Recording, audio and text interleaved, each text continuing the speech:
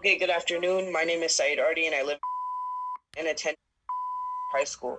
Although I may not be able to speak on safety services and living circumstances in New Haven, I will be able to speak on behalf of New Haven public school students and how our education is restricted through the low school budget. I'll begin by speaking about the classrooms. The two main aspects of learning are the teacher and the student. At the end of the last school year, along with many other New Haven public schools, experienced one of those main aspects being cut off. Due to monetary restrictions, many students saw some of our favorite teachers being involuntarily transferred. Maybe you all don't recall, but for a teenager, it's often hard to make close connections with our teachers. So when we do, and those teachers are involuntarily taken away, it's hard for us to trust our school staff. This disrupts one of those main aspects of student learning, and it took place because of underfunding. This incident is only one of many other ways in which our education has directly been impacted because of underfunding. Underfunding restricts learning in many other ways as well, such as teachers and students not having access to updated textbooks.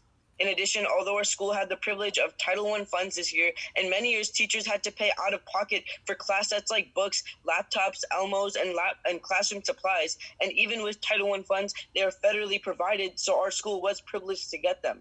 These materials are not just beneficial to learning, they are absolute necessities. In response to COVID-19, our school loaned 200 plus laptops to the students, which were also funded through federal grants. Had we been given this funding through the district, who has known of the accessibility challenges for years now, we would have been much better prepared for this emergency. In our schools, we also have many personnel struggles like admin in school doing too much work for downtown, which forces teachers having to take the role of admin, which adds to the overall tension that makes our education and administration in our schools at the most optimum level almost impossible. Our schools then have to go spend money on security intervention and other personnel to address the needs of each stressed out school. So instead of our resources being used to advance academic growth, it goes to basic functioning of the school. Funding would evidently greatly help with this. Another important issue our schools have, or that students bring up, is sanitary needs within our schools. Specifically went months without any soap in the bathrooms, and it was only a couple of days before the school closed due to COVID-19 that it finally received soap in our bathrooms. In fact, many students had to sneak to the staff bathrooms because they have soap.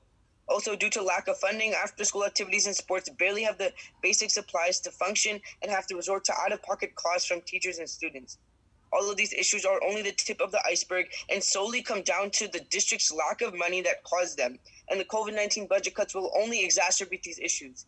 If we hold institutions like Yale responsible for paying taxes on the billions of dollars worth of non-taxable property, our education system will heavily benefit and finally be able to provide students with the basic necessities that we need and deserve in order to receive a high-quality education. Thank you very much, and I urge you all to deeply consider our request.